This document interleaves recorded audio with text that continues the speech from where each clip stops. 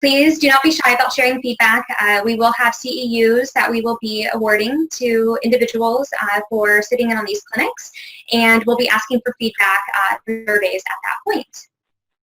Most of you have probably noticed that you've been muted upon entry. That's automatically done. Please don't take offense. It's just with this many people on video, it can be a little difficult with some background noise. So we will help with muting and unmuting. But when you do need to speak, the mute button is located in the lower left-hand corner of the screen, and you can select that on or off. And then immediately next to the mute button is a video screen, and you can also turn that on or off.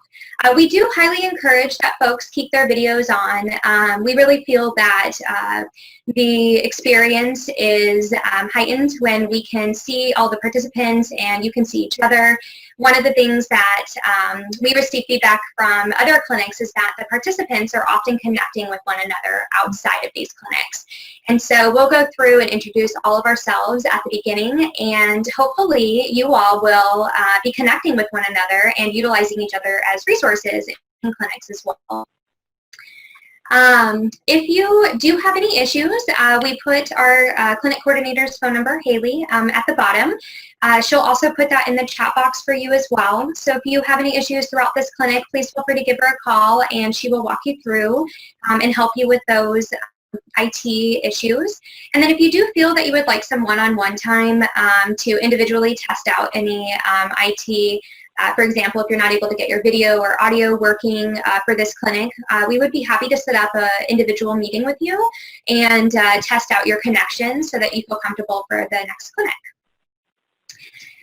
For our last mock clinic, the question came up about whether we could use the chat box, and the answer is yes. We actually encourage folks to use the chat box, and you can use it for anything, whether you have questions, you're having issues, maybe you want to ask a question to the presenters, and or just encourage another person as well. So please do not be shy, and that's just another great way to be able to interact as well. Thank you. So ECHO is HIPAA compliant. We do not share patient information. So we hope that we are going to have quite a few of you presenting your cases, and I do not want you to worry if you are presenting a case. You do not need to share identifying patient information. We actually go through all of the case presentation forms and ensure that there is not identifying patient information on the forms. We also are careful in our communication as well, that we don't share information that potentially could be identifying. So for example, if you don't mind advancing, many of us are actually working in really small communities, and so there are some pieces of information that are a little more obvious that it would be identifying. So using even patients' initials can be identifying in some of the communities that we work in. Also, we are, the majority of us are probably not working with individuals that are over the age of 89, but sometimes that can be identifying if you're working in a small and rural community. Information such as if a patient is going to maybe a private school and there's only one private school in that community and only one child with autism that's attending that school, that's another example of what might be identifying. So if there is any information that is accidentally presented, no worries. We'll just use it as a learning opportunity, which is the point of these clinics, is to be able to learn from one another, and we'll move on. Next. Thank you. This is just a general outline of the clinic schedule. So we structure our clinics similar to the ECHO chronic pain clinics. This is actually the second ECHO autism clinic. The first one was opened in Missouri with Dr. Kristen Soul, who's joining us today. And the target audience for the ECHO autism in Missouri is for primary care physicians. And this is the first ECHO autism that is for behavior analysts and applied behavior analysis. So we, this is the first one. This is we can structure them in a way that's most meaningful for each and every one of you. And this is how we really started that. So we begin each clinic with our introductions and questions that might occur from previous clinics. Then we have about 40 minutes for the first case presentation. We then will have a didactic PowerPoint presentation, and for those of you that were able to view the ECHO invite, you can see that we have a series on functional analysis that will begin today and occur for the next 2 sessions. And we will be chunking these didactic series according to topics of interest that come up throughout these clinics, and so that's also where your feedback is very valuable. It is also okay for you to join a clinic late. We know that you're all busy. If you need to leave early because you have to go see a client as well, that's also okay. We welcome you to join us on the days that you're able to attend, but you're not expected or required to attend every single clinic either. So what our hope is that we will have individuals come in, and especially for these didactics, we hope that will capture your interest. And then for the, do you mind advancing the next slide? Sure. And for the last presentation, it also going to be for 40 minutes in length. And when we go through the case presentations, we're actually really going to be looking for feedback from everybody that's participating. The case presentation is about 5 to 10 minutes in length, and you will hear the clinician that is seeking consultation. However, I also would like to note that we sometimes will have cases that are going really well and that our clinicians want to present maybe a course of treatment that the child really responded well to, and that also is highly encouraged. As we're asking for you all to present cases, please feel free to submit cases that you think are just great examples, and we would love to receive those as well. And then we move through and we clarifying questions. And we do try to separate the clarifying questions from the recommendations. So we will invite each and every one of you, the participants, to ask any clarifying questions, and then the hub panel will ask questions followed, and then we'll move on to the recommendations from there. And so that's the general outline for the presentations. And so without further ado, what I'd love to do is start with the introductions and begin with our panel. So I will begin. We'll just state our name, where we're currently working, and our title. So I'm Joy Pollard. I'm a doctoral level board certified behavior analyst. I work in Oakland, California, and I will be facilitating today's clinic. Hi, I'm Kathleen Karamy. I'm also in Oakland, California. I'm a healthcare administrator with Behavior Change Institute, and I sit on the hub panel. Excellent. And we will go ahead and move on to our hub panelists. Tina, would you like to introduce yourself next? Sure. I'm Dr. Tina Goltith. I'm a licensed clinical psychologist. I'm also a doctoral level board certified behavior analyst, and I serve as the director of training for Trumpet Behavioral Health, which is a multi-state behavioral health company headquartered in Colorado, but I'm joining from my home office in Los Alamos, New Mexico. And I'm a hub panelist. Tina, I'm sorry, we're not able to hear. Can you hear me now? Oh, you can hear perfectly. Okay. Okay. Perfect. That was our technical difficulty. Thank you. Good. Okay, Zoe, would you like to go next? Sure. I'm Zoe Miguel. I'm the Executive Director of Bright Futures Autism and Early Intervention in Santa Fe, New Mexico. I'm a licensed clinical social worker and a hub panelist, and I'm happy to be here. Thank you. And Kristen? Hi, I'm Kristen Zoll. I am a pediatrician who specializes in autism, both diagnostic and follow-up care. I'm at the University of Missouri in Columbia, Missouri. I'm very happy to be a part of this. Thank you. And I'm not sure, I do not see Sarah Baca on here. She is one of our parent panelists, and so she will likely be joining us here. She'll be on soon. Perfect. She will be joining us soon. All right. So introduce yourself already, isn't it? Okay, thank you. Okay, so I'm going to go down the list, and when I call your name, please unmute yourself and introduce yourself. Carly. Hi, I'm Carly. I'm with Behavior Institute, a senior clinician and a BCBA. Happy to be here. Thank you. Christelle. Hi, my name is Christelle Garza. I am with BCI, a senior clinician, and a BCBA, and I am working on my doctorate. Excellent. Thank you. All right, Devin. Hi everyone, I'm Devin. I work for BCI as well. I do our healthcare claims administration, so I do all of our billing, and happy to be here as well. Thanks.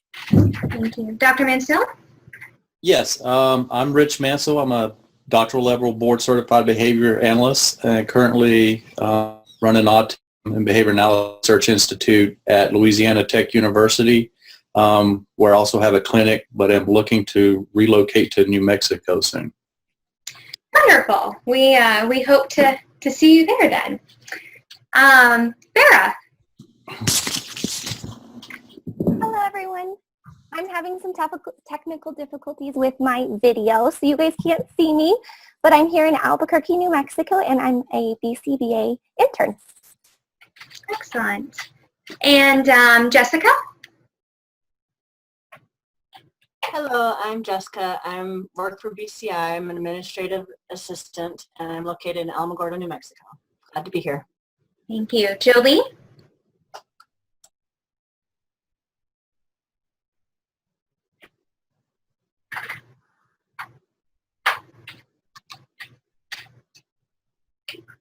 Jolie, are you able to hear us? Okay, I think we'll go ahead and skip on to Kari. Hi, I'm Kari Hoskins. I'm a BCBA. I work for Behavior Change Institute. I'm a senior clinician and director of training, and I am located in Lubbock, Texas. Great. Megan Woods.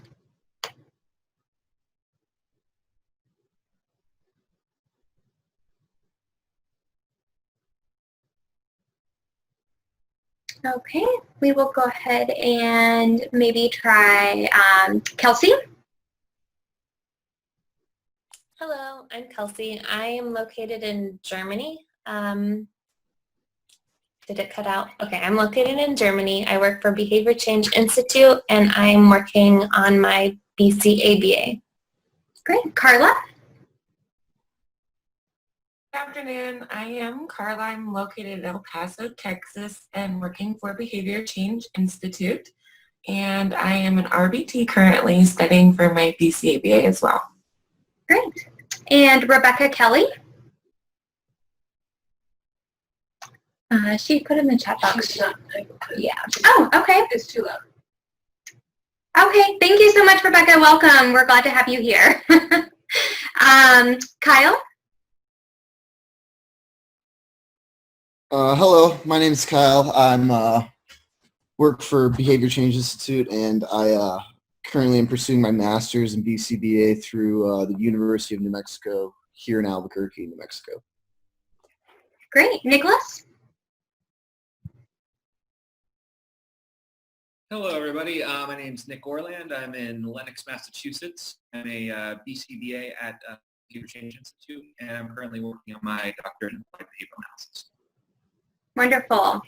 Catherine?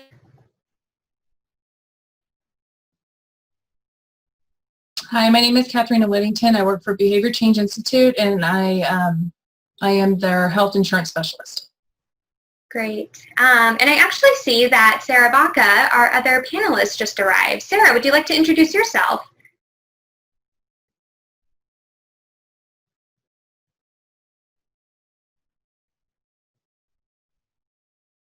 You know what? We will give her one moment to make sure that she can connect okay. All right. Sarah Brunslick?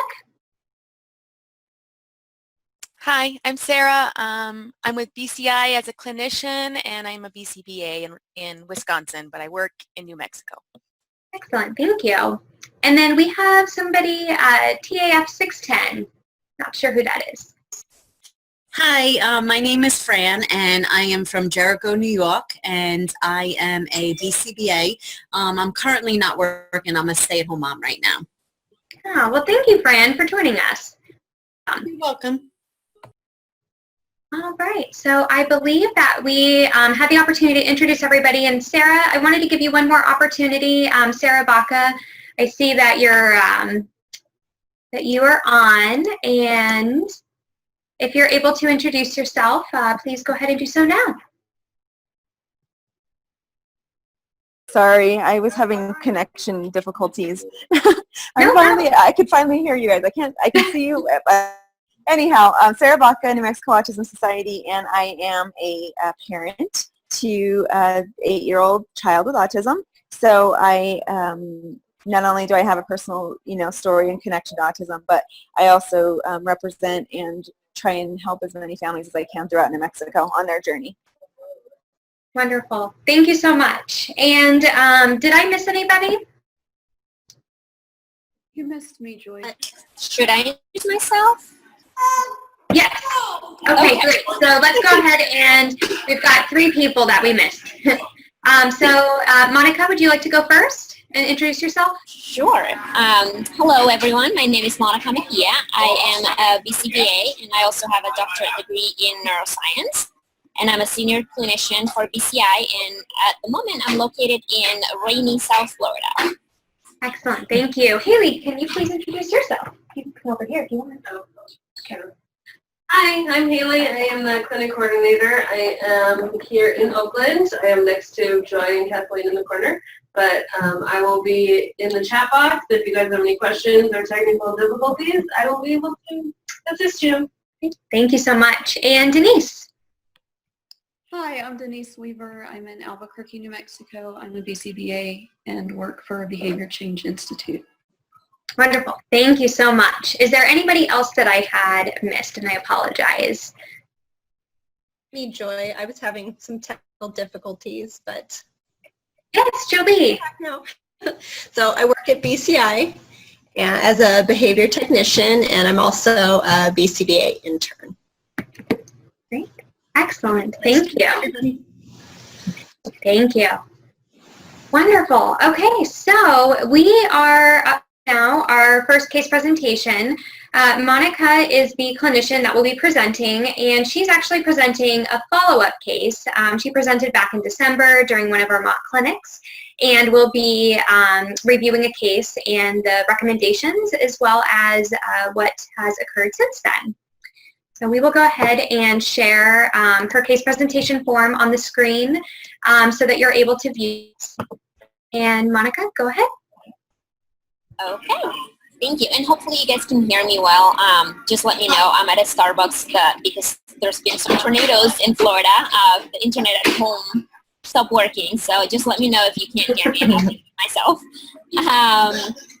Okay, so I had presented a case a couple weeks ago, almost a month ago, or a month ago, really, about a child who was a client of mine, who is a client of mine, who had just started exhibiting a new maladaptive behavior. He was starting to collect saliva in his mouth and just hold it there, and wouldn't swallow the saliva and would have to either be prompted to void that saliva or would just let it kind of drip. And so the parents were really concerned about this. It was preventing him from mending using vocal mends. It was preventing him from eating snacks. He had some appetites. So we were very concerned about this. It definitely presented a big treatment barrier. We had initially told the mom to take the child to the doctor just to make sure that to rule out any medical issues. He was taken to the pediatrician and they didn't find anything wrong. And so at the moment that I was presenting, or that I presented the case, the next question was for him to go to a dentist. And there were some financial issues with the parents that don't have dental insurance. So here are some of the updates. Since then, sorry, someone's getting a lot of background noise. Are you guys hearing that too? Where she is. Yeah. I think it's just due to your location. I do too. I think it's okay. Yeah. It's okay. Maybe, okay, if I do this, do you hear better? Yeah, yeah, you're good. Thank you. Okay, all right, we'll try that. I'm so sorry, I apologize. Okay, so here are the updates. Since then, the family, once I presented, the family went on a 2-week vacation. So we couldn't collect any data during that time.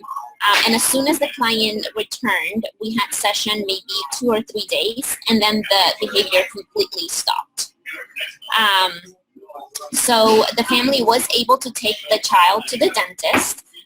We offer them some resources on several dentists or dental schools where it would have been much better financially affordable, but the parents just decided to go to a regular dentist.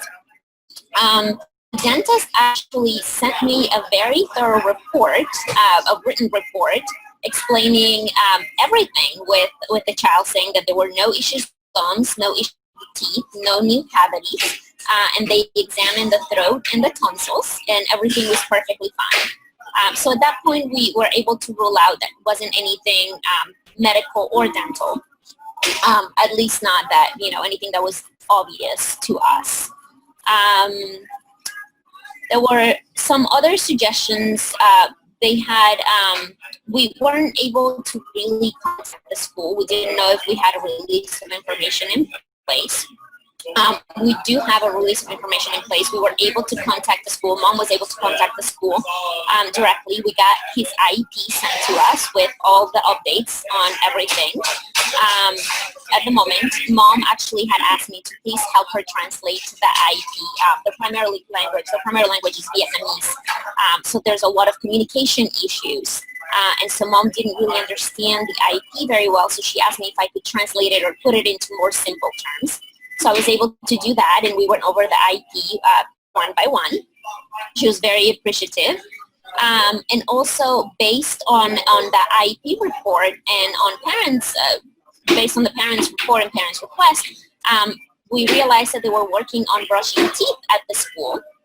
And so that is a program that we are now going to start introducing at home, and we're going to be working on brushing teeth at home as well. So that was definitely something that was really nice, because there was a big treatment barrier that we had no idea what was happening at the school with this child. So that's a nice update.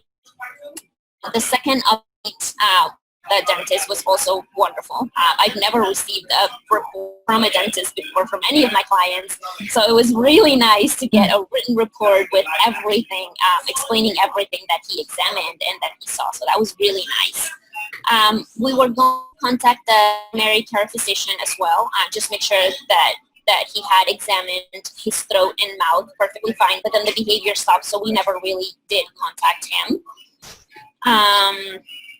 And so it was one of the recommendations was to collect more data, collect more ABC data, and just continue with that data collection for a while, but then the behavior just completely stopped after they returned from vacation.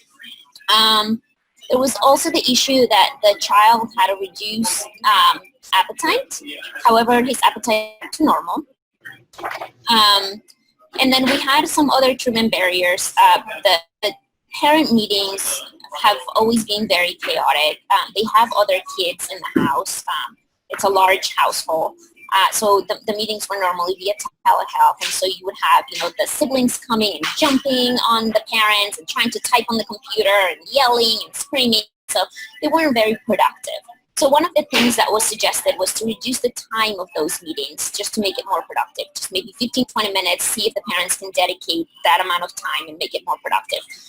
Our last meeting that we had last week wasn't as short, but it was shorter than usual. It was only 45 minutes, and it was very productive. And I was able to write down a team agenda, and I shared that on the screen with them, and we went over it one by one. And I think that having that written part, because of the communication barrier, was really nice for them, and I think it made it easier for them to kind of get the points across. It was also suggested that I could meet with the mother separately when the children are at school, but the father works at that time, and the dad does want to be present in those meetings. So that wasn't really an option when it was offered. But there was another offer to have those sessions whenever the BT is at home. The child does have sessions in the evening, and the parents, the dad is at home at that point. And so the parents said that they were going to consider that for the next team meeting. There was also the suggestion of telling them about respite services, and I did suggest that to them at our last parent meeting, and somehow they indicated that they've never even heard of respite care. So when I contacted their previous clinician to see if any of these resources had been shared with them, the previous clinician told me that they actually received respite care for a while, and then they discontinued services due to scheduling conflicts. So I think that there's still that communication problem there. I don't know why they seem to think that they've never really heard of respite care when I was explaining it to them. So if anyone has any suggestions on how to break that gap in communication, I don't speak Vietnamese, so if anybody has any suggestions, I'm open to them. And also it was suggested that I complete a treatment barrier scale. It was attached, and I haven't completed that yet because I feel like at the moment the main barrier is primarily the communication issue and those parent meetings, really, now that behavior has stopped. Let me know when I should. Okay, perfect. Actually, can you go back to the previous one? I don't know if oh, okay, so then the data, so then the last thing is just the data. So the family left right after I presented my ECHO presentation. So they went on a 2-week vacation, and I told mom to just email or call me if, the behavior was getting worse, but they never called, they never said anything. And then the child returned from vacation. They said that he did it throughout the whole vacation. He did engage in that behavior the entire time that they were out. We had, I believe, like 2 or 3 sessions after they came back from vacation, and we collected some ABC data, and we collected frequency data on how many times the child voided the saliva independently. So just on his own, he would stand up and just voided the saliva in a receptacle or the sink. Whether or not we had to tell him to void that saliva, so those prompted times where we had to point at the sink and tell him to void so that he could demand for something or that he could eat a snack. And also number of voids that were in inappropriate places, because there were times where, say, he was jumping on the trampoline and he started collecting saliva in his mouth and he didn't want to get off from the trampoline, so he was just void right there on the trampoline or on the bed, for example. So we collected that frequency data as well as ABC data. So you can move to the next page for those graphs. And so as you can see, it was really 3 sessions before the behavior completely stopped. So on January 18th, we didn't see any of this behavior. He wasn't either collecting the saliva or having to void the saliva. I mean, there was just a normal amount of saliva in his mouth. And the last data point we have was January 25th. And he still hasn't done it again. We, of course, are going to continue watching out for this behavior and see if it occurs again. But at the moment, the behavior just completely stopped. And I wish that I could say that it was because of a behavior intervention plan that I wrote or something that but no, I cannot take credit for that. It just stopped. Great. Thank you. So in summary, we had a case that you presented last month. It was an 8-year-old boy, and the primary area of concern that was presented on last month was the saliva withholding. Secondary concern were treatment barriers with respect to parent participation. So with the saliva withholding that initially we were still observing, but have since then that behavior has reduced to 0 levels. His appetite has returned to normal, and the visit at the dentist indicated that there were no physical indicators of discomfort. There still do continue to be some treatment barriers with parent communication. We were able to coordinate care with the school, get access to the IEP, and introduce a new goal that was related to toothbrushing. And also in that, the parent had reported some concerns with their understanding of the IEP goals and his current progress. In addition to that, in speaking about respite care, the family had indicated that they were interested in receiving these services, and upon further investigation, it turns out that they had signed up and received those services in the past. So now continued barrier is the communication specifically related to their primary language, which is Vietnamese, and there are limited resources in the area in which they live, which is New Mexico, and so we are looking at potentially identifying some possible solutions to improve communication, as I'm sure that's also probably affecting the parents' ability to effectively implement the treatment protocols if there isn't full understanding. Does that sound accurate, or did I miss anything? I think you covered everything. Okay, perfect. So why don't we go ahead and open up the floor for questions from our audience. So anybody that's on video, you can feel free to unmute yourself and ask any questions just related to this case. And then as you're asking those questions, thinking about your recommendations, we'll hold on to those until the next step.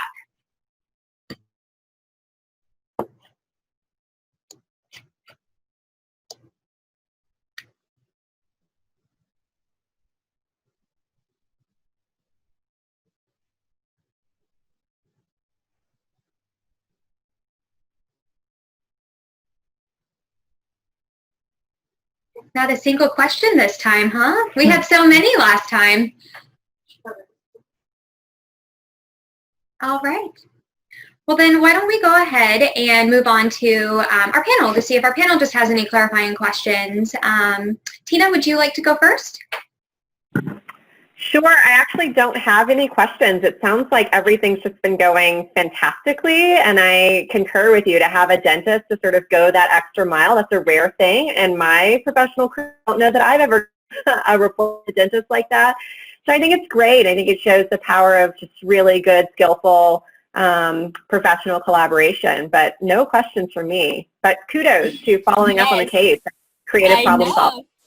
Thank you. It was really exciting getting that dentist report. I couldn't believe it when I got it. I'm like, this is amazing. So yes, I agree. Excellent. What about you, Zoe?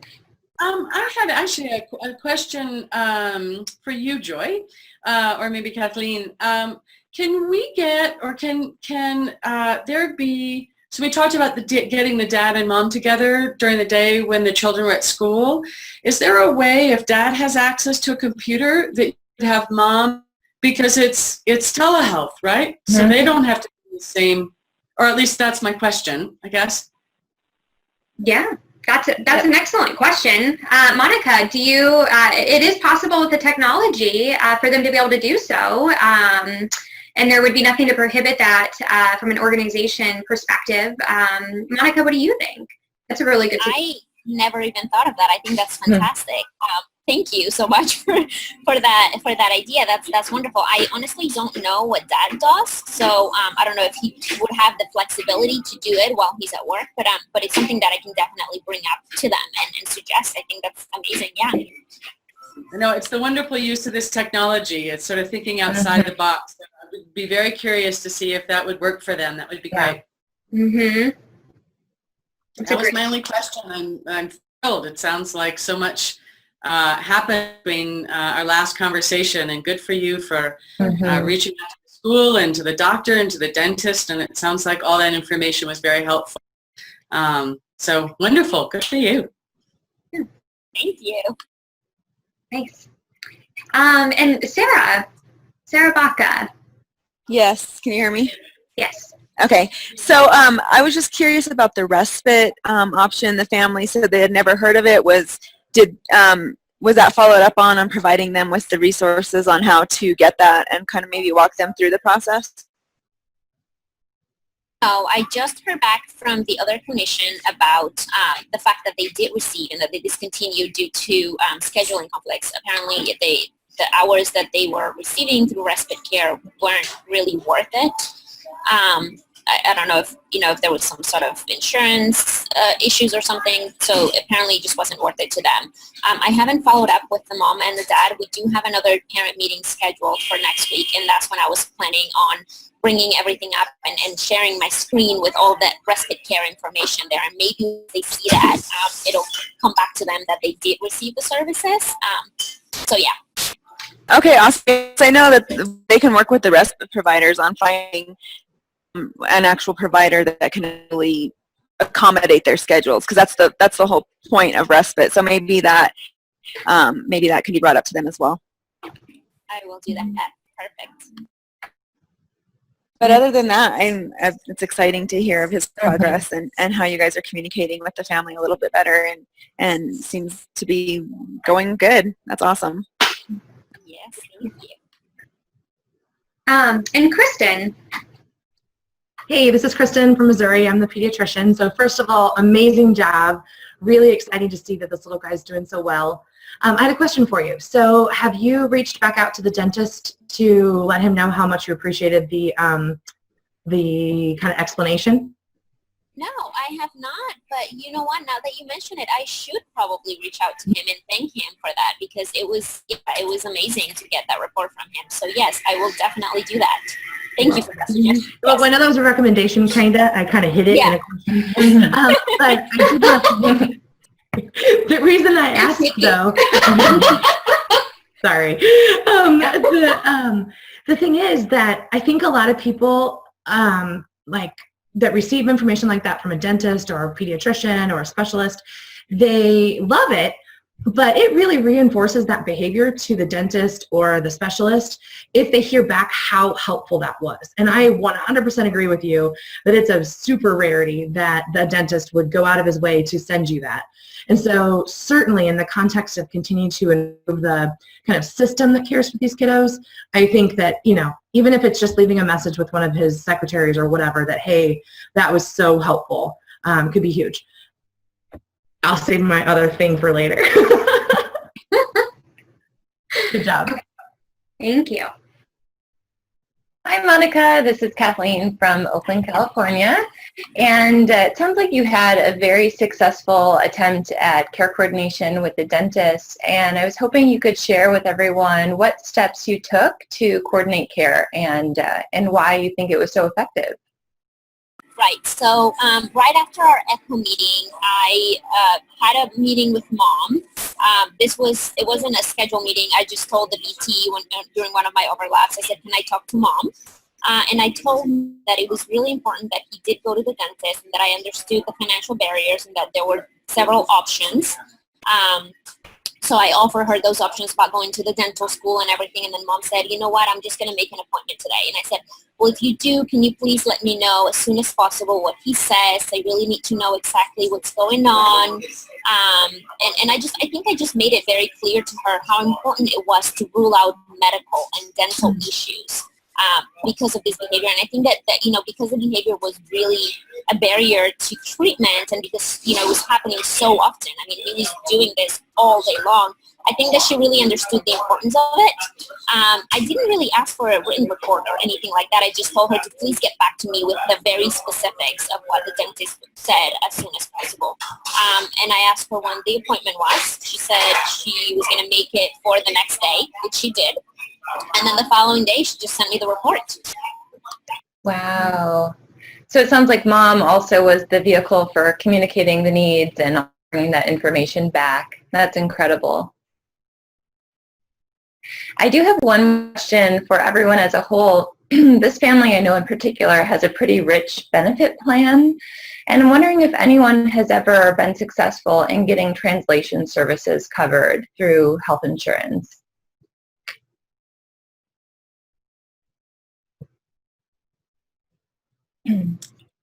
This is Zoe in Santa Fe, one of the hub members. I just wanted to say that there's two avenues to getting that translation. So the school, for example, if it's requested in writing, really should provide an IEP that is translated. And so that is one avenue. Again, something they probably aren't used to being asked for, and so the systems for being able to do that, particularly in a language that is not as common as, let's say, Spanish, might be a bit challenging. But they are supposed to provide that information in the family's primary language. And then in terms of the insurance, it's another piece that they are supposed to provide services in the child's primary language. Again, I think that's probably not something they're asked for very often, but maybe there's a care coordinator or a patient advocate that might be able to help facilitate that. I hope that's helpful. Thank you so much. I had no idea that they were supposed to provide the IEP in their primary language if they requested it. That's actually really great information. Thank you. Real quick, if it's okay. I just had a quick question for Monica. Congratulations on being a wizard and fixing things without trying. But I wanted to ask if there's any way that you have customized your parent meetings or your parent conversations via telehealth to be more accommodating for a bilingual family, and what you find to be most helpful for them. Well, I think that this is my only bilingual family that I'm working with that doesn't speak either English or Spanish. And so I think that one of the things that I found most helpful at my last meeting was really sharing my screen with a written agenda, because I feel like sometimes a lot of things get lost in translation with the spoken language, but at least the written component helps a lot. It's like that visual support where they can see point by point. So I think that really helped, just sharing my screen, showing them what I was talking about, and going about it very slowly, and just asking them, pausing after every point and asking if they had any questions.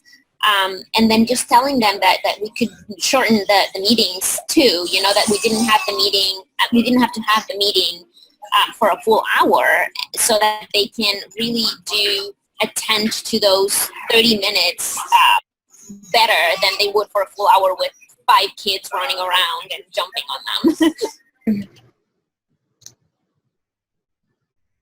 Good question, Sarah. So I had a question as well for you, Monica. I was wondering, when did he go visit the dentist? And I'm thinking of that in relation to the graphs that you were presenting and the data. Did he visit the dentist at the point where the behaviors had already reduced down to 0, or? Let me go ahead and pull out the report so I can get the actual date. It was after the vacation. The report is dated the 11th, January 11th. So do you have the graphs in front of you? I don't know if maybe you can share those graphs on the screen. I'm getting it. Yes, it looks like the data, there is a little bit of the last day that we see any of the challenging behaviors were on January 10th, it looks like. It's a little difficult to tell. Yeah, correct. Yes, it is the 10th. For some reason, CentralReach puts the little data point right after the date, but it's the date that's listed. Okay. So it is the 10th, yes. Okay, so that is interesting. Just that the reason why I'm asking is just if he already went to the dentist after we already observed that the behaviors had reduced to 0, and I also just find it interesting too, just some of the pieces that are kind of connecting together, where his appetite has returned back to normal around the same time, and then also thinking about the fact that the schools identified toothbrushing as an area of a skill that could be improved. So whether he has proper dental hygiene at this point too, and as you mentioned, you're going to continue monitoring it as well, but it's interesting to see all those pieces kind of come together, and if this reemerges, you'll have all that information to begin with as well. Yes, it's great that I still have all that information, and I agree with you. I still somehow feel like maybe there was something going on with him that he wasn't feeling. I don't know, that he wasn't feeling well. The loss of appetite, all of that just makes me think that there was something going on with him, but that we didn't catch in time. So yeah, so it's great to have all this information already, just in case the behavior happens. Mm-hmm. And they brought him to see his physician first. Is that correct? That is correct. He saw the physician even before they went on vacation. So that was in December. Yes, Mm-hmm. that was in December. Okay. And so one of the things we talked about in our last mock echo was related to the information that we received, and not really knowing for sure how successful the visit was in terms of, is he really able to get a good look in his mouth, and then seeing the information that we got from the dentist, really great to to be able to see. And so part of that makes me think about whether it would be beneficial to think of, ECHO Autism creating maybe some type of community partnership document where a behavior analyst could potentially go in and provide this to a parent, and the dentist could then just check off the information to reduce the response effort and help with that care coordination. And so because we have we're fortunate to have Dr. Soul on here, I was wondering what her recommendation would be if there was a child that was coming in and a behavior analyst was asking the same questions to her, and they were going to be then reporting, the parent was going to be reporting the information back. What would be a good way to coordinate that care with the physician? If Dr. Soul is available to.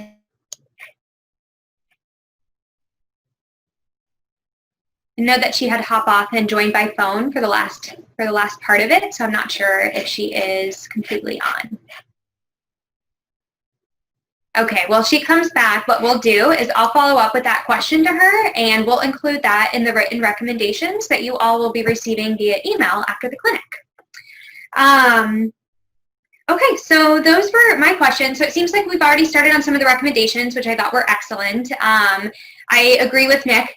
It is something you just don't tend to think about. You will share, and I think Monica and I were chatting about how excited we were that this report came through with the dentist, and that wasn't something that I had thought to recommend either, but I thought that was excellent.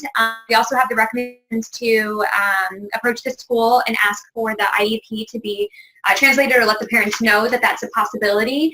Were there any other recommendations or resources that folks have that they would like to share with the group? And you can chat them in the box as well, and we can add them, or you can share them with us over video.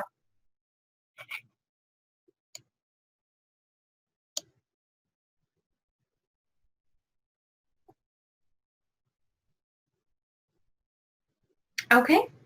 So then we will go ahead and summarize all of these then for you, Monica, send them to you no later than Monday, and the entire team will get these as well. They'll all be uploaded on Box.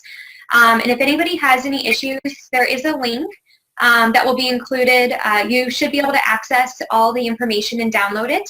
But if for some reason you have any issues, then you can email at behaviorchangeinstitute.com, and Haley will assist you with getting access to the recommendations. And then if you are interested in any of the recommendations from the first clinic, we can also provide a link to that as well. So we will go ahead. Oh, yes. This is, I'm sorry, I missed the hub members to give recommendations. And there was just one that I'm going to slide in because I think it's very important. Along the line of reinforcing the and the doc for all their information.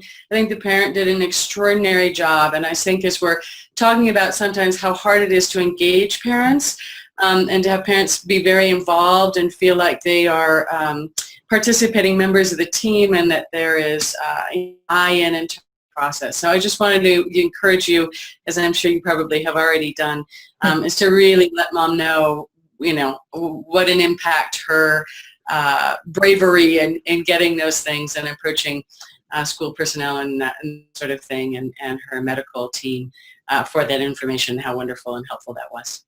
Yes, I absolutely agree with you. Last time. Yes. Thank you, Zoe. Yes, I appreciate that. And if any of the other panelists, I apologize, Tina, Sarah Baca, have recommendations, please speak now as well. I did not mean to skip over.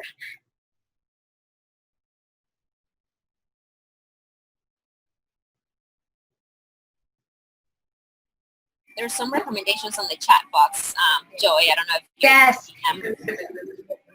Perfect. Okay, so Dr. Mansell, we have the Kentucky Autism Training Center has some hints that are recommendations for dentists and doctors. Thank you. We will go ahead and see if we can find that link, and we will include that in the recommendations for everybody as well. Excellent. Thank you for that.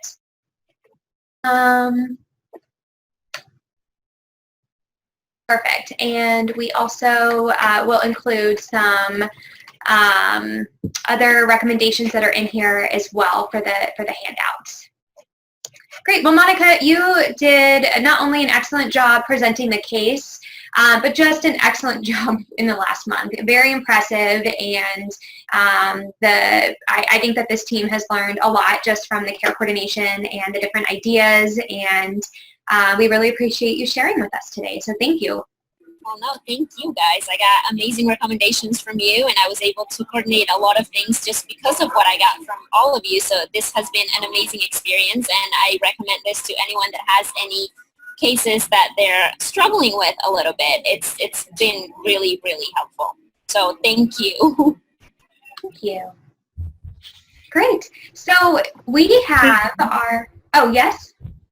Hey, it's Kristen. Sorry, I was connected and talking to you guys, but nobody could hear me, so I think I did something wrong. Hey, before you move on really quick, can I tell you what my thoughts are about the ABA folks in pediatrician or dentist office? Please, thank you.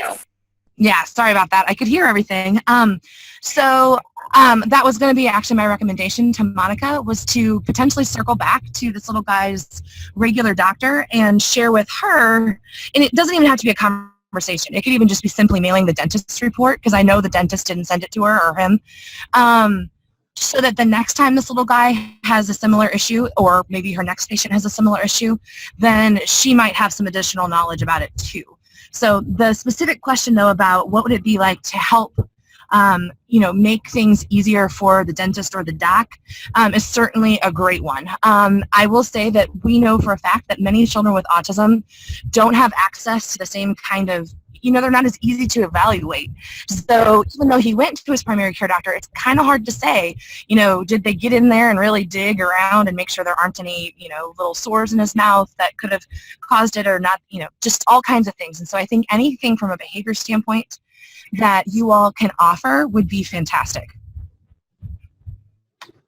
Excellent. Thank you. You're welcome. Sorry to jump in.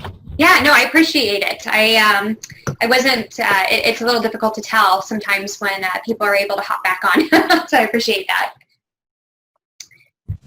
Okay, wonderful. So I think we have some great recommendations. I'm excited about our project of getting the information that's already available on the Kentucky website and getting some additional information put together for everybody. And now what we will be doing is moving on to our first presentation in our FA series. So Tina is going to be presenting for us.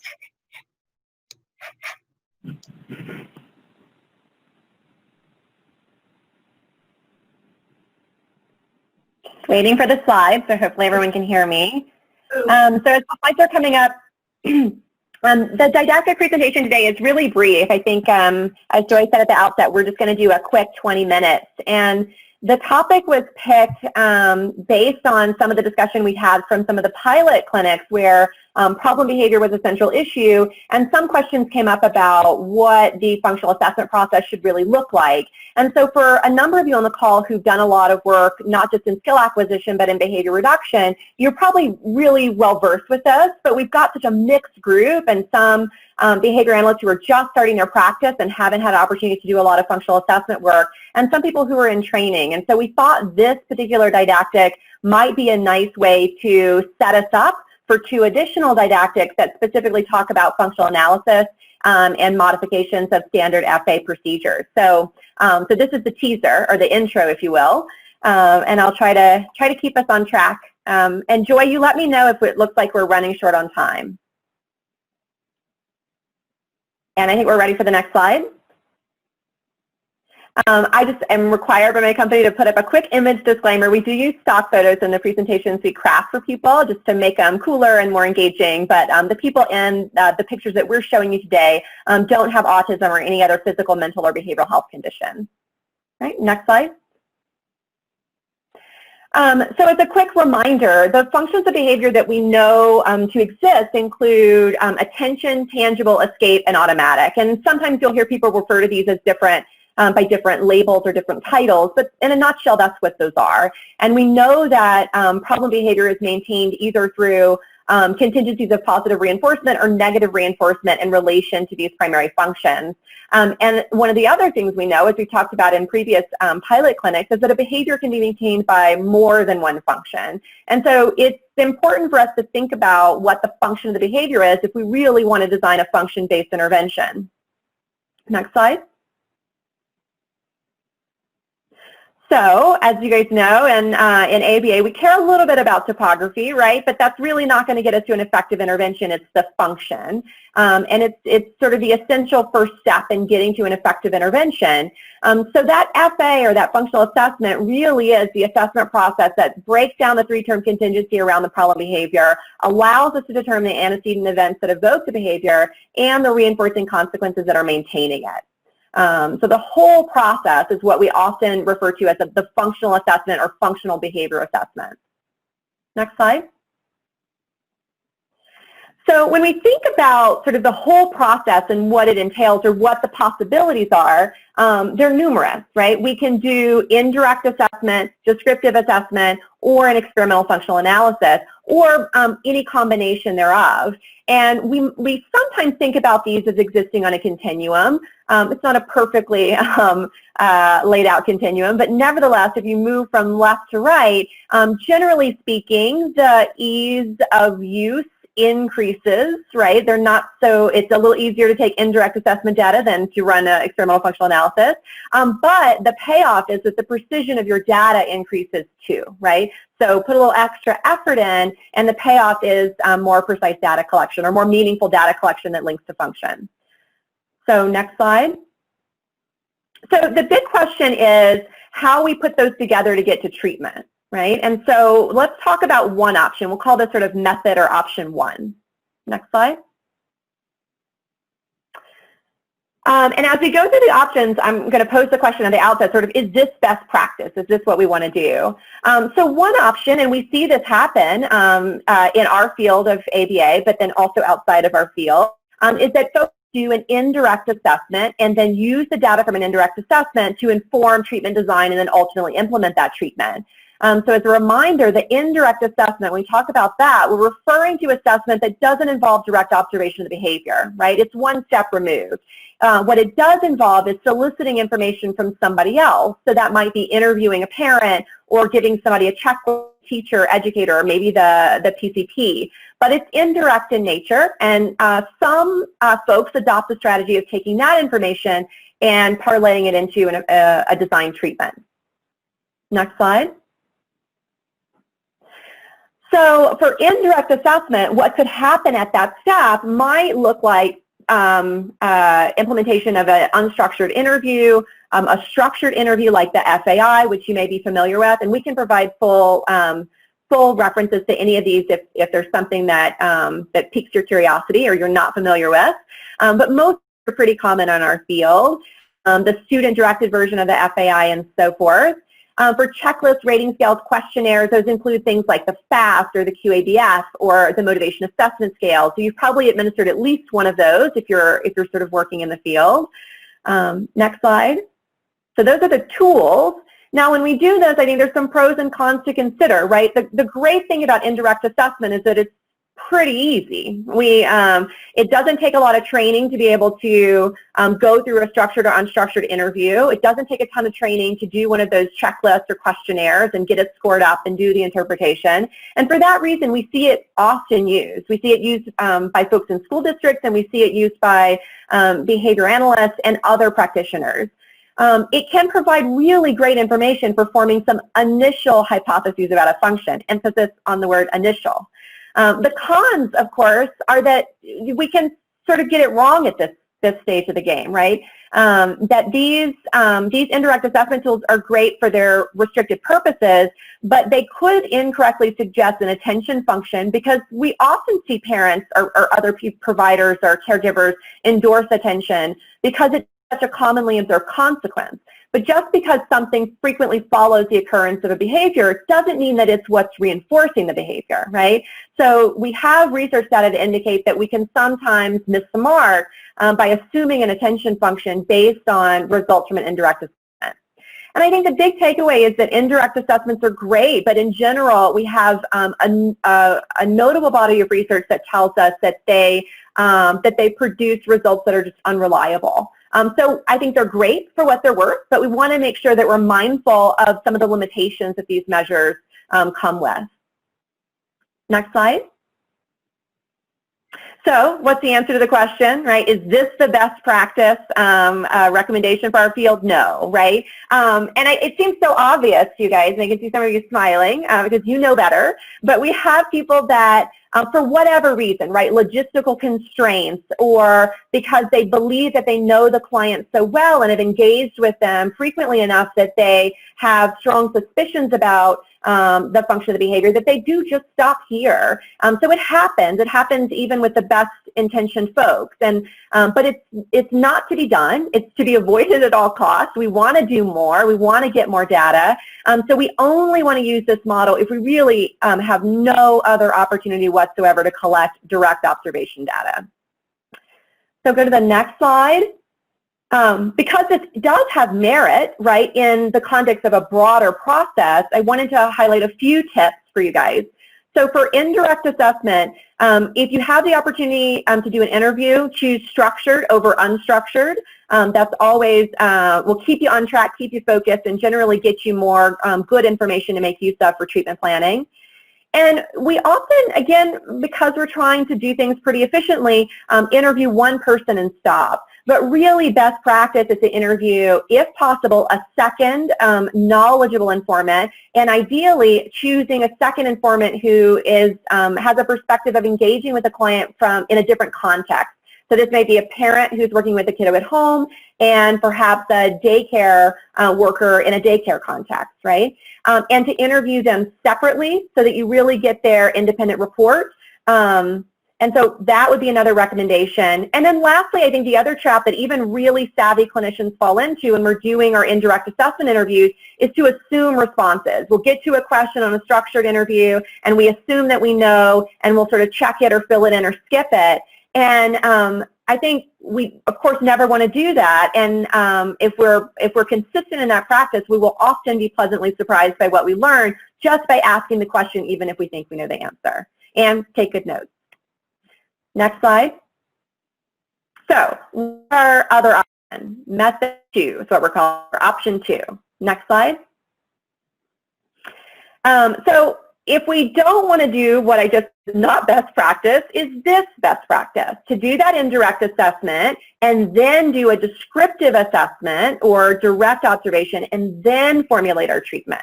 Again, as a reminder, when I say descriptive assessment, we really are, again, talking about direct observation, making observations under naturally occurring conditions. So seeing the behavior as it unfolds in real time and taking meaningful data about what we observe. Next slide. So there's a few different types of descriptive assessments, and we won't go into a lot of detail today, again, just for time. But I wanted to mention this because we hadn't talked about it in some of our previous clinics when we brought up problem behavior cases, or at least not to great detail. But scatter plots are a type of descriptive assessment, and they're not that commonly used in clinical practice that I've seen. And so I would encourage you to think about their utility, right?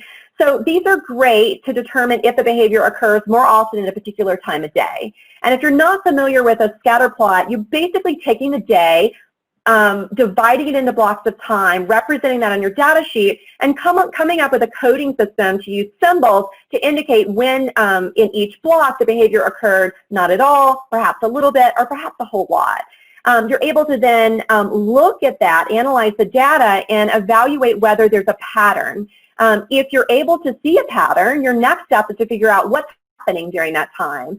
So maybe if behavior is frequently occurring between 2 and 3 p.m. in a school day, if you can then assess what's going on, what the activities are, you might be able to determine that it's a period of low attention for the client, and then it gives you more information to move on to the next step in the descriptive assessment process.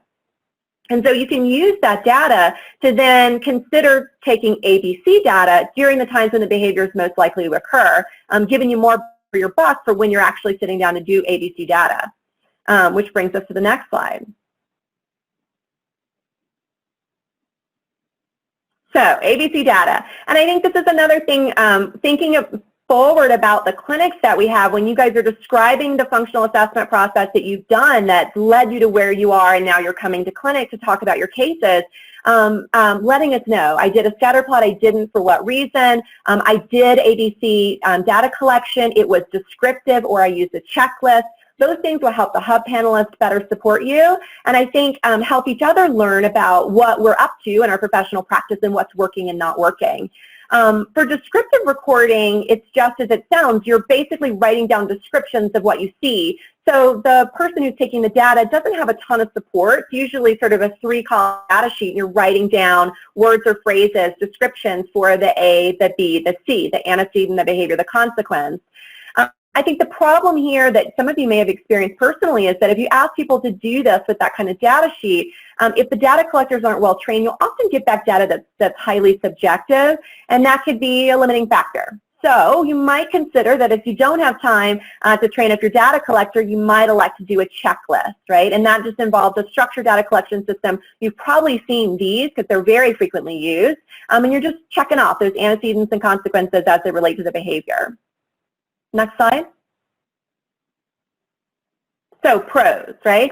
Data are collected in real time. You don't have to rely on somebody else's memory or interpretation. That's great, right? That's always what we want, to get as close to the data as possible. We know that they tend to be more accurate than indirect assessment, so we like ABC data collection. We've already talked about it in previous clinics that we had. And it allows us to start generating hypotheses about function, just like that indirect assessment data allowed for. The cons in quotes, right, takes a little bit more time and effort than indirect assessment, but totally worth it. And I think the other con here, as it relates to an experimental functional analysis, is that it doesn't demonstrate a functional relationship. The data that you're taking just support correlation between the behavior and a variety of antecedents and consequences, but it's not necessarily indicating that you've got something causal, but that you do have something that's correlational. That's not worth anything. That's worth a lot, but it may not be as much as you need, right? Next slide. So the answer, is this best practice? Can we do this and feel good at the end of the day that we've done our due diligence as a behavior analyst? Well, in some cases, yeah. And when we go through problem behavior cases in clinic, a lot of times we would not necessarily recommend an experimental functional analysis. I think the thing that you'll want to ask yourself is, did I do a really good job with indirect assessment, and did I do a really good job with descriptive assessment? And if the answer is yes, then you want to ask, do the results jive, right? Do the findings from the indirect assessment match those of the descriptive assessment? And if you've got great correspondence between your findings from those two assessment processes, then you're probably good, right? You've got some strong evidence, you've got a hypothesis, and you've got some data to back that up, and now you can start putting based intervention together. If the results differ, you're probably not done, right? So is this best practice? It depends, right? Depends on the nuances of the case. Next slide. So a few pointers for descriptive assessment, because we know we want to do it. It's important to think about meaningfully designing your checklist. Try not to use a stock one that you pull off the internet. Really use the information from the informant assessment to design an individualized checklist style system for your ABC data collection. Think about the scatter plot as we talked about before. Don't overlook your ability in the ABC data collection to collect more than just frequency. I think we sort of fall into a rhythm of just taking frequency during our ABC data collection or our descriptive assessment processes, but we have the opportunity to take more than that. Train your data collectors. It seems like a super simple thing to just check things off a box, but if we're not interpreting the listed antecedents or consequences in the same way, we might be checking different stuff. So make sure the training happens, and make sure you're taking enough. I think the other common error that we see when we're doing case consultations is it's just an insufficient amount of data, right? You've done it all right, you just haven't done it long enough or sufficiently enough for us to have the number of data points needed to make a critical decision. And then if you're taking ABC data on multiple topographies of problem behavior, you can take a look at it all together, but at some point you'll want to chop it up by topography and also take a look to see if you can get some more refined analysis that way. Next slide. Okay, so last but not least, option 3. Method 3. Next slide.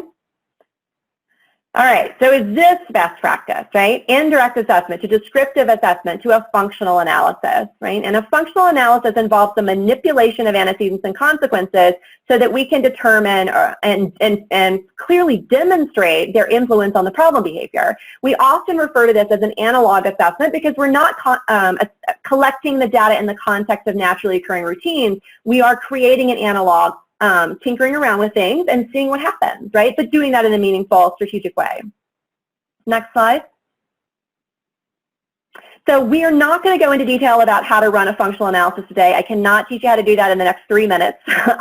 But what I can tell you is that it is something you can learn with some good training, and that when they're designed, they typically include multiple conditions. And the standard conditions include play, attention, escape, and alone. And you'll get these slides, and so you can look at each of those condition descriptors a bit later. Next slide. So a standard FA includes those 4, and then your running conditions, often somewhat brief in nature. Sorry, go back for me. Running conditions are presented systematically one at a time in an alternating sequence. You're taking data on the occurrence of problem behavior and, again, your antecedents and consequences associated with that. You repeat those sessions over time, and then you're ultimately graphing your data, ideally after every session or after every every block of conditions are run, and then looking to see what might need to be tweaked. So the functional analysis has been replicated and extended in hundreds of empirical studies. We know that this works. We've got great science behind it, and it's something that I hope that we could see more of in clinical work that we do, not just in research. Next slide. So, and you're going to get copies of these slides, and so for those of you who are a little less familiar with functional analysis work, I've included some screenshots here so that you can see a few articles that I would suggest. Again, there's hundreds out there, and they're all great, so it's hard to pick just a few, but I did. So this is a great article by Iwata and Dozier that is about clinical application of FA methodology. It's a good read. All of these that I'm showing you are available full text, free online. If you just cut and paste the article name into your search engine, you should be able to find it easy enough, and we can also try to get you those full links. Next slide. There's a couple of other ones there. This is a seminal article by Brian Iwata. It was published originally in the 80s, and if you've taken a class related to functional analysis, I'm sure you've read this. It's great to read it again. It's a good reminder of what we've been up to over the last couple of decades around functional analysis work. And then the next slide. And this is another fantastic article from 2003 by Hanley, Iwata, and McCord. Again, a nice sort of review article, which are always good reads, and that's from JABA. Next slide.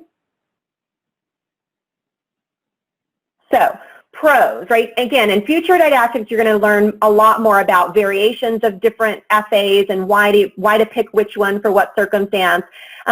But my job is to convince you that they're important enough to do, right? So the pros are that we can often, we have great empirical support for this. We are able to generate a clear demonstration of the controlling variables. That means we can draw valid conclusions about those variables that are maintaining the behavior. It takes out the guesswork, which is, for us as behavior analysts, is very reassuring. And it allows us to make a function-based treatment. And we've seen that as people use function-based interventions where they are generated based on findings from experimental functional analysis or a really well-designed descriptive assessment, that we ultimately reduce the reliance on punishment-based procedures, which is what we should be aspiring to do. And it takes time, right? Again, the cons and quotes. It takes time. You've got to get trained in order to learn how to run an FA with integrity, but it's doable. And all of us as behavior analysts should be able to embrace this as a strategy to getting us to function-based intervention. Next slide. So, it's best practice. Right? So we've sort of got two best practice processes, if you will, just depending, again, on what the data of indirect assessment and descriptive assessment tell us. So the functional analysis is the only functional assessment procedure that allows us to confirm hypothesis regarding function. Otherwise, we have data to support that it might be attention or escape or tangible or automatic, but we don't know, really know, unless we've done that experimental FA. Next slide. So if we get to the wrap up, right? So a few tips.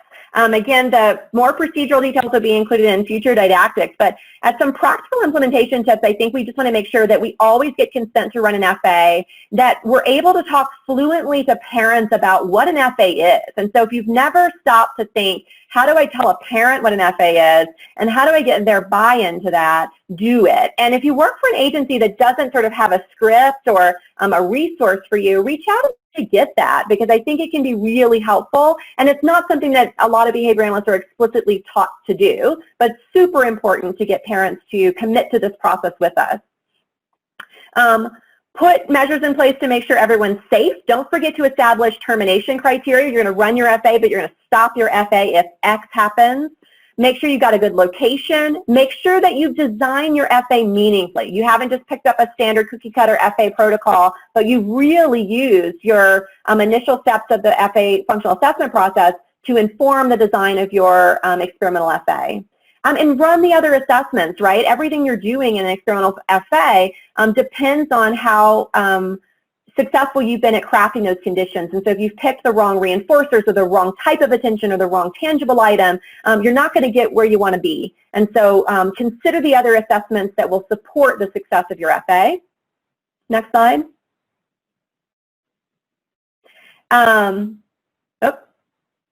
There we go. The type of FA is key. Again, more on that later. Tailor your conditions as we just talked about.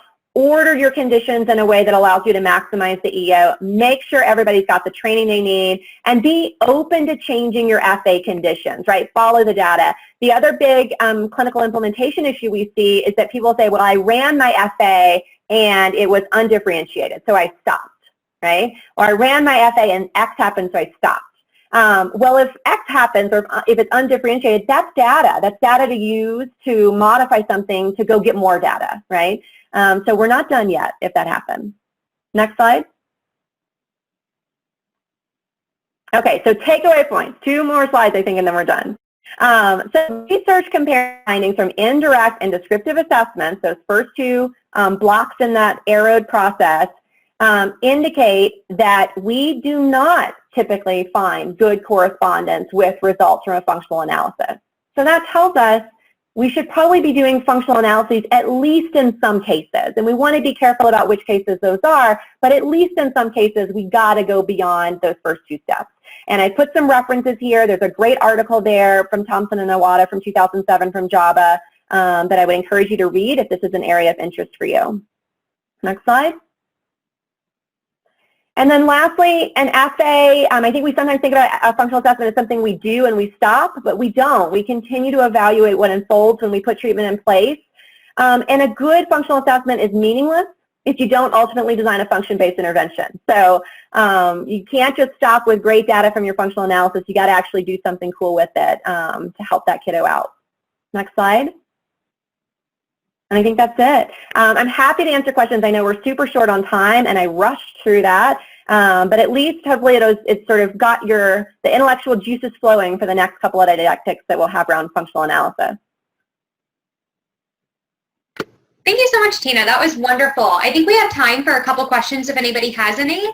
As Tina mentioned, we have 2 more didactics that are going to be coming up in the next month's clinics, and looking at specifically the different types of FAs and the benefits of each type and how they can be potentially implemented within your practice. Does anybody have any questions?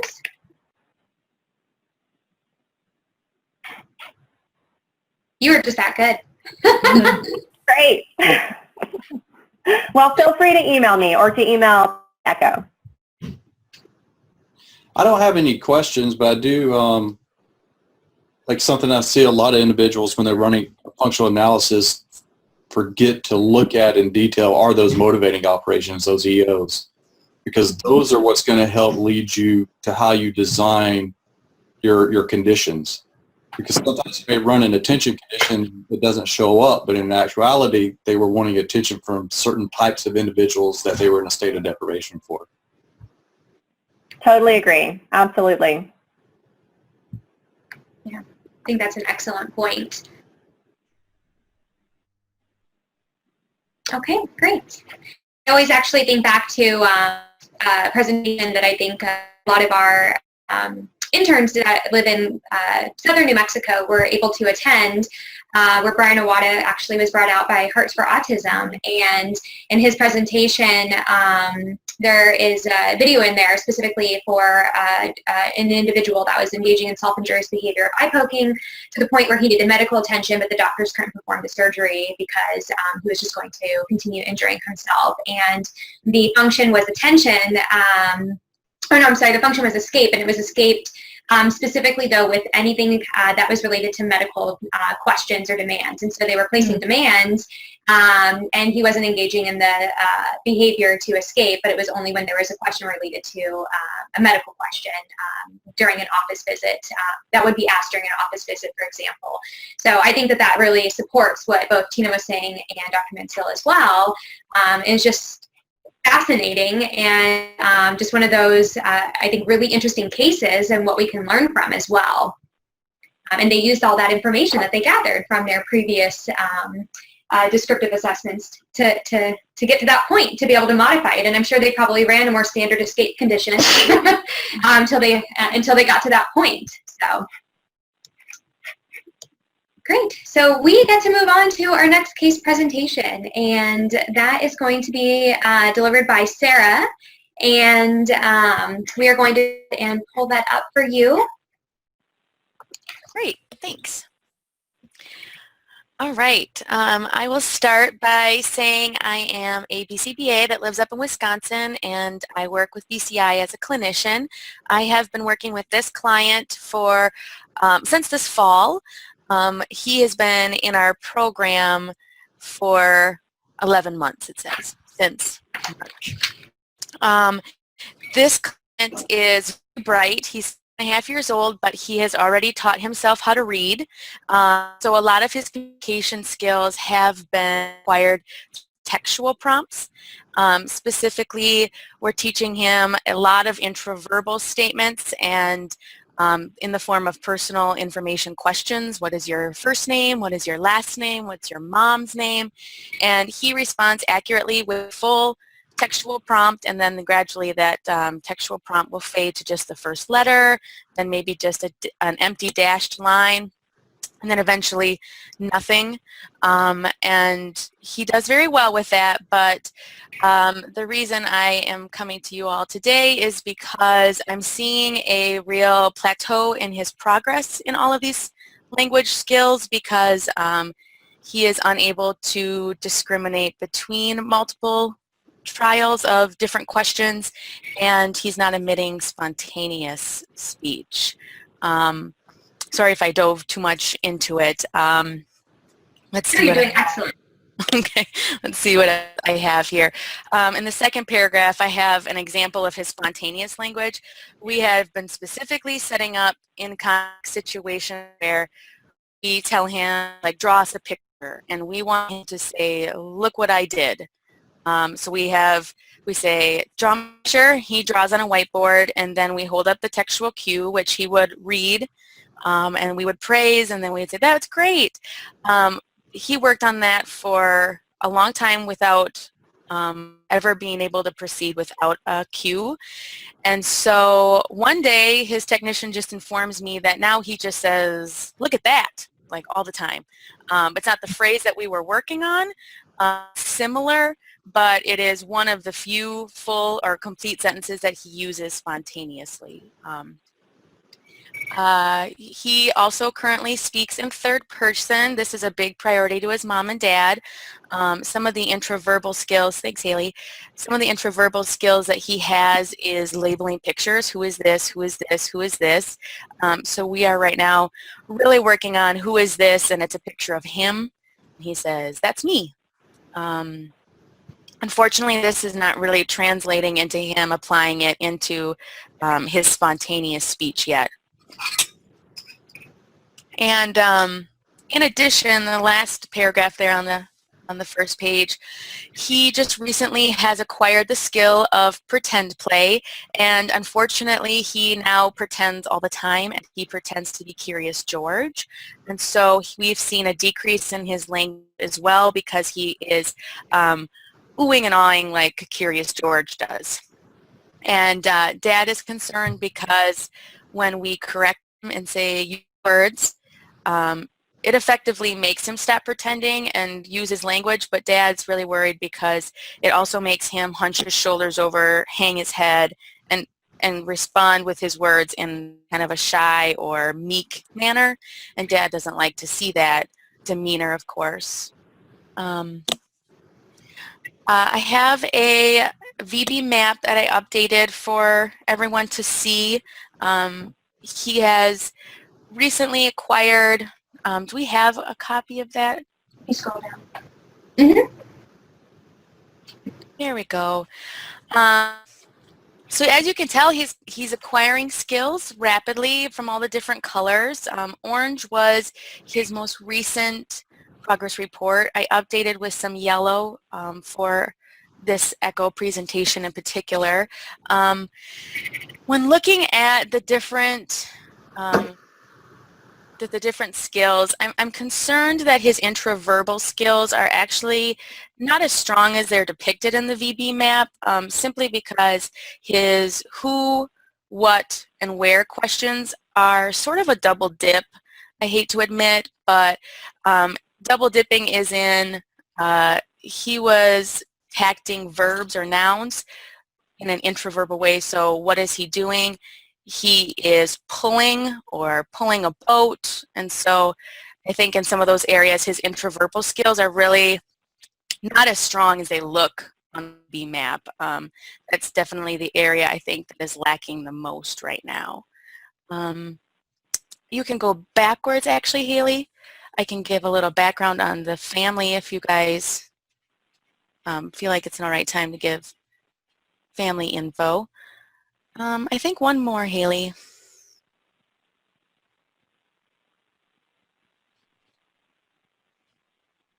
There we go. So I'm on the page on the right. The family primarily speaks English. He's getting therapy currently 5 days a week for 2 hours at a time. He's had the same technician since day one. They are wonderful together. Dad is the caretaker that I primarily speak with, just because Mom's English is her second language. She is from the Philippines, and Dad has expressed that she doesn't understand a lot of English. So unfortunately I haven't had a lot of opportunities to meet with her. Their involvement then is low, lower than I would like, just because we meet probably twice a month via phone call. I try to catch Dad during overlaps, but he usually is returning from work at the tail end of our session. There was a couple of times where Dad was able to participate in therapy. He was able to sit in and try to play with this client, set up opportunities for him to mand, but having Dad present during therapy actually escalated elopement and hysterical laughing. So Dad didn't want to be involved anymore. Also, when we have therapy, this client's mom, dad, and younger sibling all go to the family office, and so we provide therapy in the family's living room, but we don't see the rest of the family. You can go on to the next slide, Haley, and I'll see if there's anything else I'm leaving out. I guess there was one more piece, just another treatment barrier, is that the environment is very sparse. This family is in the military, and so they move often. They don't have a lot of their personal items unpackaged, so they're all out in boxes in the garage. And I spoke to Dad during a parent meeting about a treatment goal that he and I were both interested in expanding this client's interests. But in order to do that, I just expressed to Dad that we would need more toys, because at this time we have a train track and a set of Jenga blocks. And Dad said that would be fine, but I think the technician is uncomfortable because when she arrives, it's usually mom and sister in the office, and the garage door is locked by a key that she doesn't have, and so we really haven't moved forward with expanding his interests, and it does kind of make it hard to have conversations about much of anything because he's very good at working at the table. You can tell he's very comfortable with flashcards and academic type programming. He likes discrete trial, but then as soon as you leave the table, he doesn't have a lot of play skills and spontaneous language. So I think that is him in a nutshell. I look forward to your questions. Thank you, Sarah. That was a wonderful, wonderful summary. So just to recap, we have a 5-year-old that has been receiving approximately 10 hours of ABA treatment in the home for the past year, or 11 months. The primary area of concern today is related to his language. Specifically, there are concerns with his spontaneous language. He appears to be scripting. Also, you're implementing text-based scripts within his program, and so there's some prompt dependency potentially with feeding back the prompts or the scripts. But then also it appears that there might be some faulty stimulus control as he is not responding correctly based on the question that is being asked. There is some generation of novel language, it appears, that is occurring, and secondary, there are also some concerns with treatment barriers. Similar to our previous case, it seems that there might be some language and cultural considerations that we need to take into account with his mother, her primary language not being English, and also potentially with her staying in the back office during treatment, maybe just the comfort level and interacting with maybe the treatment team that's in the home as well. And then also one other consideration for treatment barriers is potentially their financial means in which to have some reinforcers and other items available for his services in the home. Does it sound like I hit all the points? Yeah, beautiful. Thank you.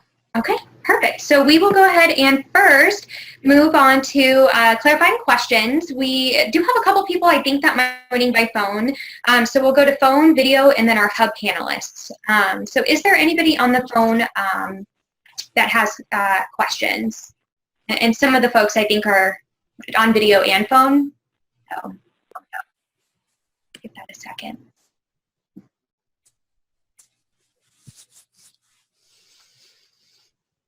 Okay, let's go ahead and move on to our video.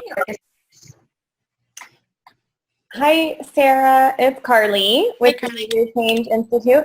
I just wanted to call. It was great talking to you. I wanted to ask, what are the antecedents and motivating operations that evoke him to say, look at that? Yeah, that's a great question. It's his tape. Currently, he's obsessed with painter's tape, and then if he makes a configuration that he's especially excited about, you know, maybe like a string of tape from the refrigerator, the microwave, to the kitchen sink and across, he'll say, look at that! So it's typically that. I took a 30-minute sample last night, actually, during an overlap. In 30 minutes, I got 6 spontaneous, complete sentences, and they were all Leah, stop it, can I have it, look at that, can I have the whiteboard, can I erase it, sorry, let's clean it up. And so look at that is usually around tape. Good question.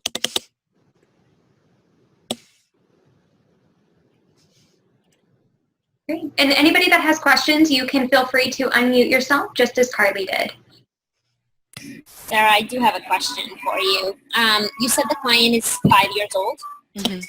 Okay, does he go to school or daycare? Yes, he's in kindergarten full days. Okay, and have you spoken to the school, and do you know if at school he has any spontaneous phrases, and also are they using those textual cues with him at school as well? Yeah, that's a fantastic question, and I'm not proud about my answer. I've talked to Dad a couple of times about getting contact information from the school, but the school that he's at is on base. His classroom is in a weird age of transition because the classroom teacher had a baby. She's on maternity leave. Their substitute left. The kids dispersed. So each time I've talked to Dad, there's been a different arrangement, and he's not happy about it. And so when we've seen little peaks in challenging behaviors, Dad's like, this change just happened at school. I feel like he's just very stressed about the changes that are taking place at school. So I don't have a good communication with his other providers.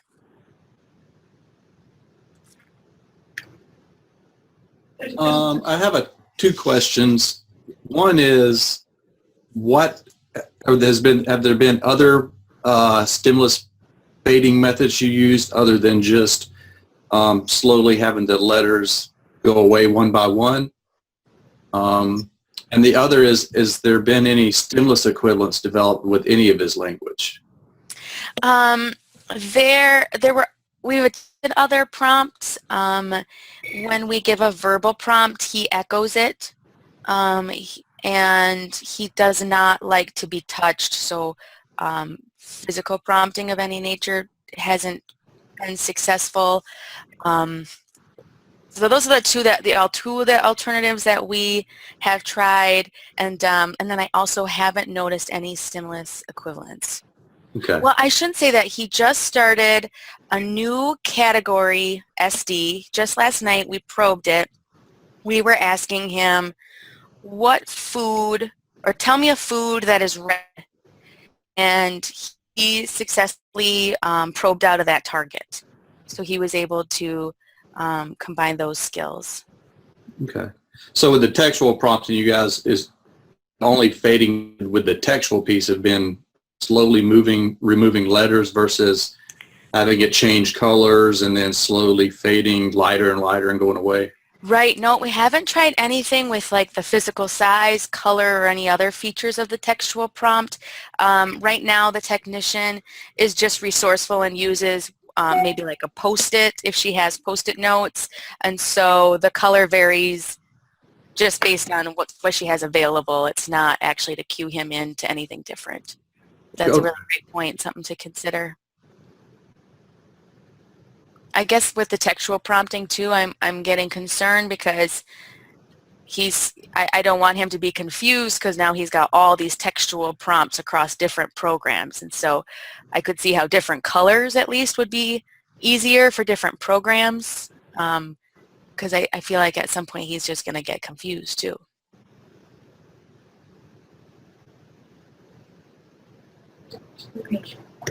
Oh. I cannot read that. I can read it.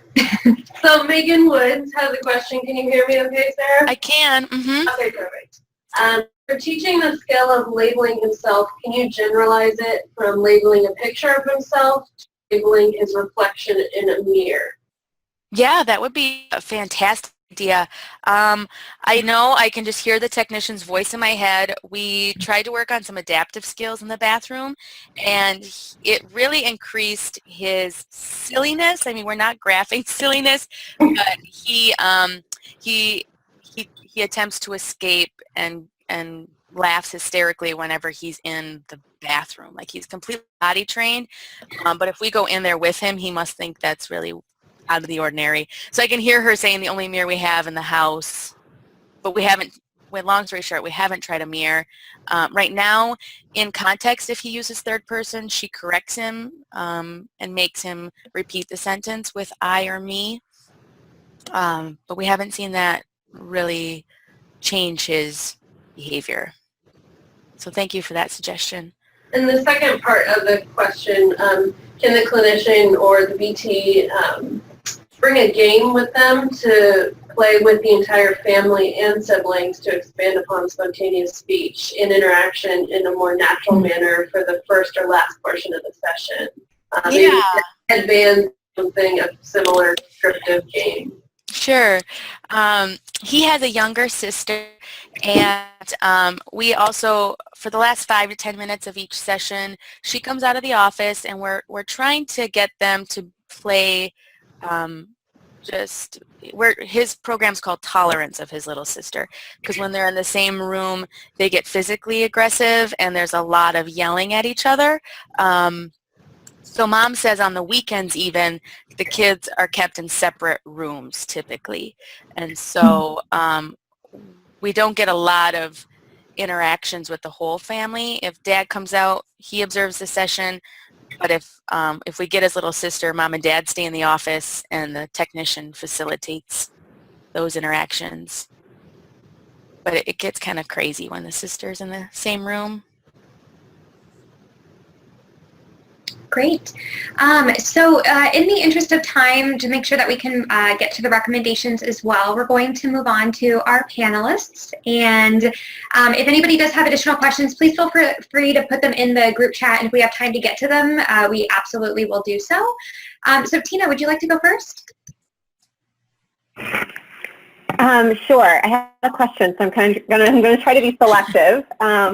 So I'm curious about the pretending program as it relates to Curious George. So in the notes it said that he recently started a pretending program. So what was the goal of that program, and how does it relate to the pretend play behavior that he's currently engaging in? We started with pretend play because he had the lack of toys, and I wanted to increase his downtime play. So first we had like a play program where the technician was supposed to play social games with him, hide and seek, tag, but she said he was very disinterested, so we taught him to man for negative reinforcement by saying, I don't want to play that. So he doesn't enjoy games. He doesn't have a lot of toys present, so I thought, let's do pretend play. So the first target was pretend to be a cat. And we modeled it, and he picked it up very quickly.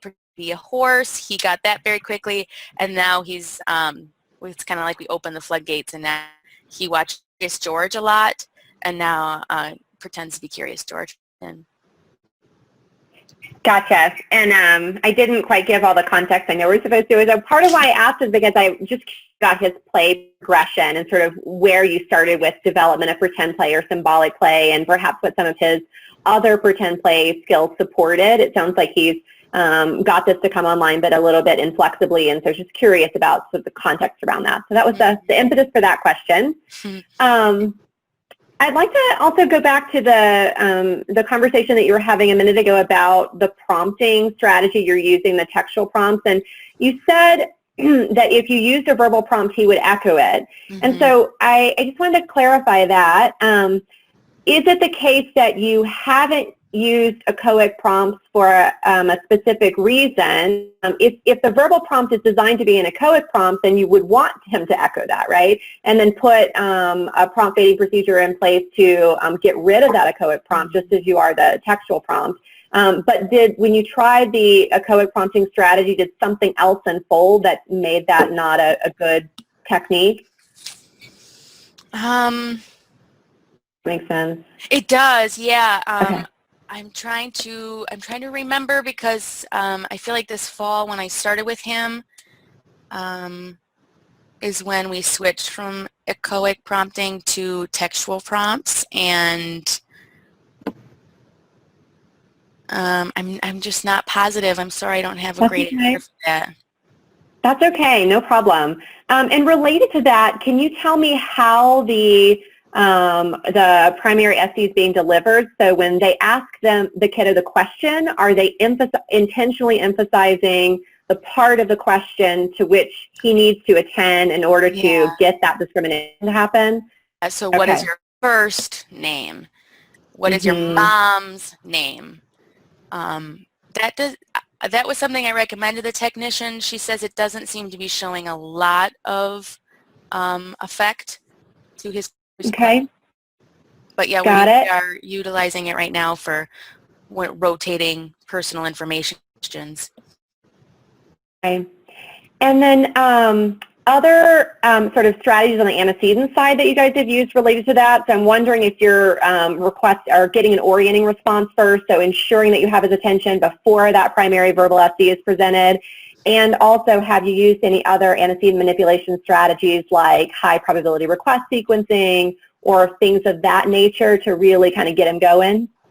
Yeah, I feel like the technician is doing a really nice job of using some momentum to make sure that we've got him responding accurately and attending.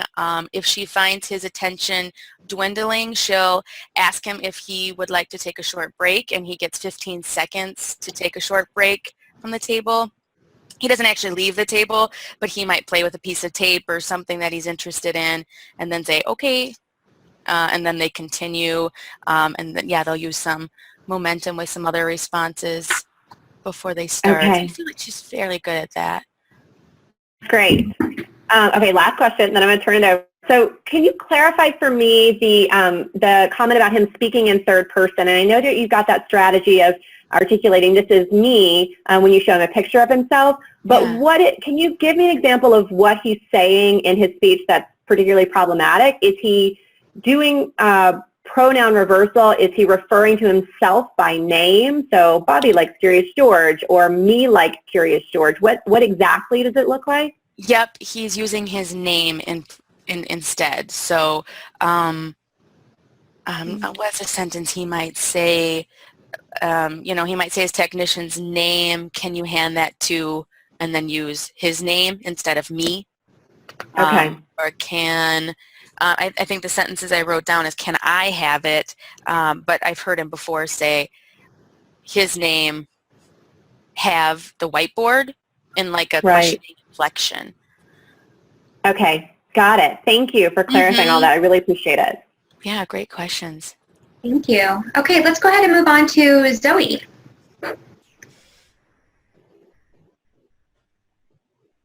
Okay. So I'm going to focus a little bit just around the parent involvement. Yeah.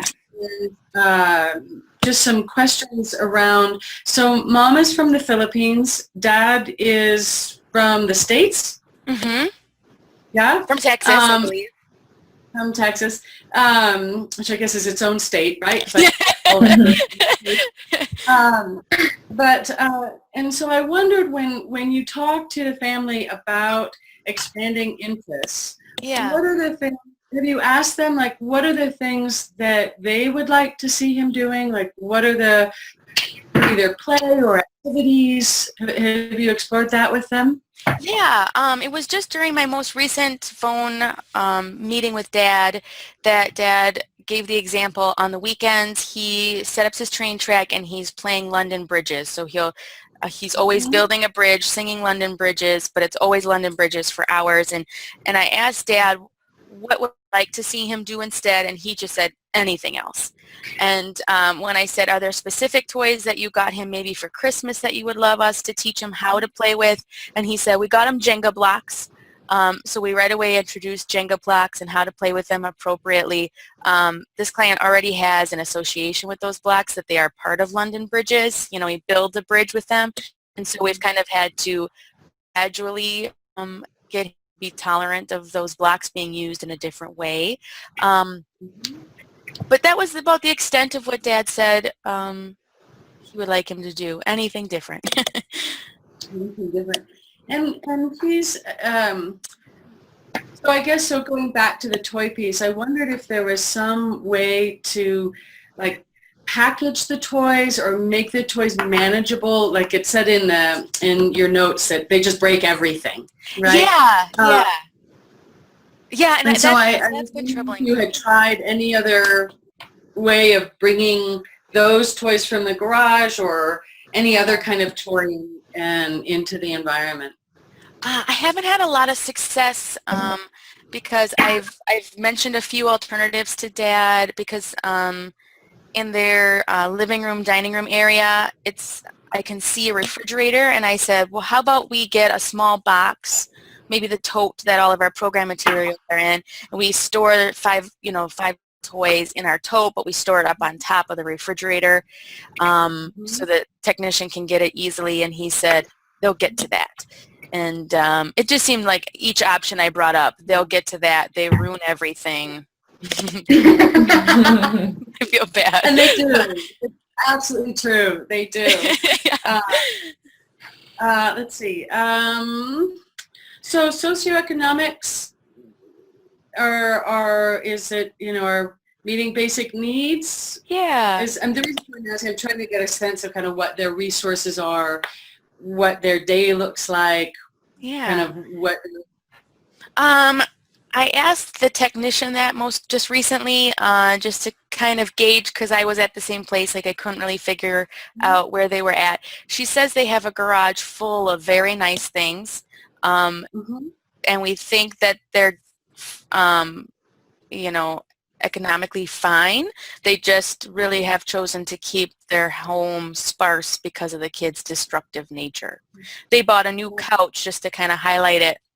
They got a new couch, but at one point we had a couple of extra couches in the living room and the kids loved it, and I established a DRO schedule to try to decrease how often the kids were jumping and running and moving on the couches, and we did that for a couple sessions, and then I noticed the couches just disappeared. So I know Mom and Dad are just like wanting to get rid of anything that kind of adds to that chaos.